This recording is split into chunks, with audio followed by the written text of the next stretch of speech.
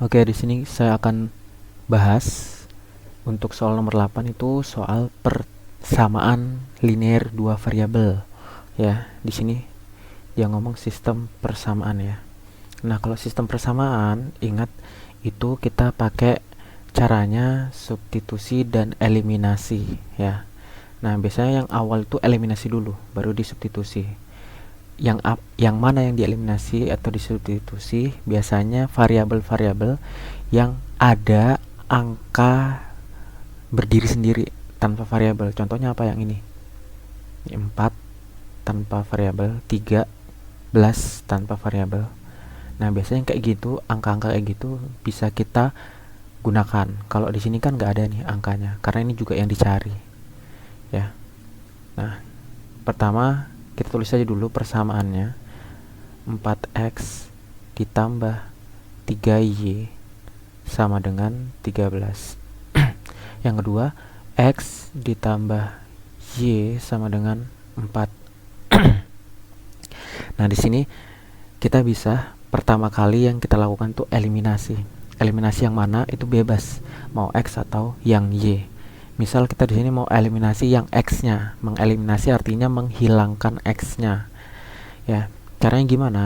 Caranya x-nya itu koefisiennya atau angka yang di depan variabelnya itu harus sama. Caranya gimana? Caranya kita kalikan. Ini kasih pembatas saja. Nah, dikalikan berapa? Nah, misalnya di sini kalau ada 4 dan di sini angka 1. Sebenarnya ini 1 ya. Kalau nggak ada koefisiennya berarti dia 1 di depannya, cuman nggak terlihat atau nggak dituliskan. Nah, kalau ada 4 dengan 1, dia pengalinya itu sebaliknya. Misalnya di sini 4 dengan 1, berarti sini pengalinya itu 1 dengan 4. Dah, gitu aja, dibalik aja ya, paham ya? Baru caranya gimana? Ini pengalinya ini berlaku untuk semua yang ada di sini, dikalikan dengan 1 semua. Ya. Berarti hasilnya 4 dikali 1. Ini saya kasih batas 4, ini 4 dikali 1 itu hasilnya 4x ditambah 3y dikali 1 hasilnya 3y sama dengan 13 kali 1 tetap 13. Terus yang ini x dikali 4 itu hasilnya 4x ya. Terus y dengan 4 berarti hasilnya 4y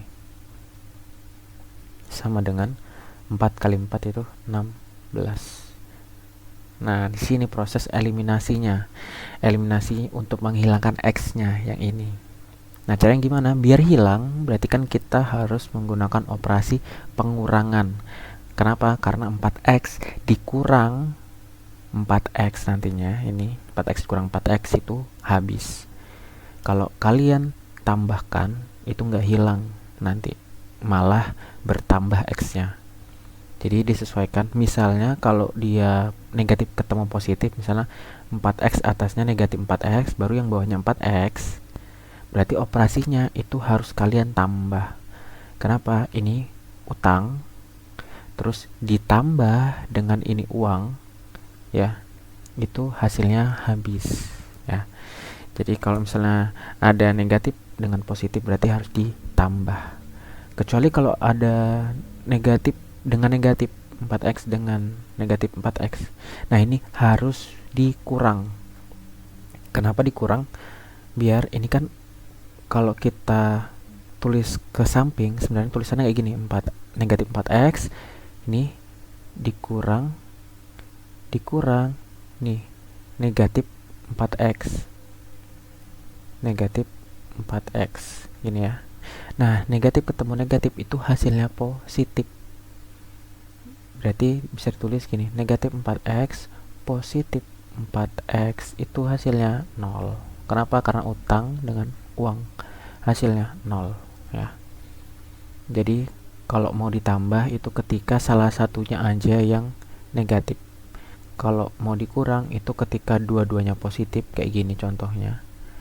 atau dua-duanya negatif kayak gini. Nah, operasinya itu pasti dikurang. Oke. 4x dikurang 4x, kita kembali lagi ya. 4x dikurang 4x itu habis. 3y dikurang dengan 3 maksud saya 4y. 3y dikurang dengan 4y itu hasilnya negatif y atau negatif 1y, itu sama aja. Kenapa? Karena 3 itu uang. Nih saya tuliskan 3y itu dikurangkan ya. Dikurang dengan 4y. Nih y-nya. Berarti itu hasilnya ini uang, ini utang. Berarti utang sisa 1. Gini. Atau negatif y aja bisa. Sama dengan 13 dikurang 16 itu hasilnya berapa? Ya, 3. Nah, terus gimana? Maksud saya negatif 3 ya. Kenapa? Karena ini uang, utangnya 16, berarti sisa utang 3.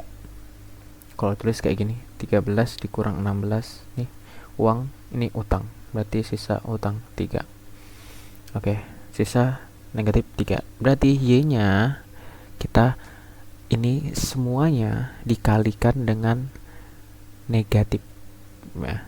Atau gini, semuanya dikali dengan negatif 1. Berarti semua yang ada di dalam sini itu dikali negatif 1. Hasilnya berapa? Negatif y dikali negatif 1 itu hasilnya positif y atau positif 1 y gini. Tapi saya tulis y aja, sama dengan negatif 3 dikali negatif 1 itu hasilnya positif 3. Dapat y-nya. Nah, kalau sudah dapat y-nya, berarti caranya kita substitusi. Tadi sudah dieliminasi, sekarang disubstitusi. Y sama dengan 3 ini disubstitusi ke persamaan 2. Persamaan 2 itu yang mana? Yang ini nih. Ini persamaan 2. Ini persamaan 1.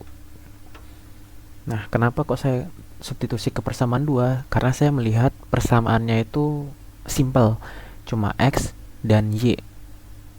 Jadi nanti untuk perhitungannya tidak rumit karena cuma x dan y. Jadi substitusi itu memasukkan nilai yang ada, yang ini. Kita tulis dulu persamaannya. Persamaan 2-nya itu kan x ditambah y sama dengan 4. Berarti kita masukkan nilai y3 ini. X ditambah y-nya kan 3 sama dengan 4.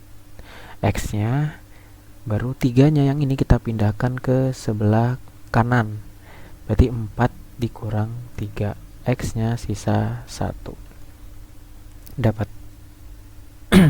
Kenapa kok di sini negatif? Karena awalnya dia positif. Kalau dipindah jadi negatif. Kita dapat sudah x-nya 1, y-nya 3. Baru kita substitusi lagi kedua nilai itu ke pertanyaan inti. Yang mana yang ini? Ini pertanyaan intinya. Maka nilai dari 2x tambah y. Nah, kita cari nilainya. Nilai dari 2x tambah 3y. 2x ditambah benarkah? 2x tambah y. Nih. Dimana tadi x-nya kita dapat 1 dan y-nya itu kita dapat 3. Nah, kita masukkan aja nilainya. 2, ini x-nya kita rubah jadi 1. Nih, ditambah y-nya kita rubah jadi 3. Berarti hasilnya 2 kali 1 itu hasilnya 2. Ditambah 3, hasilnya 5. Dapat ya? Semoga paham.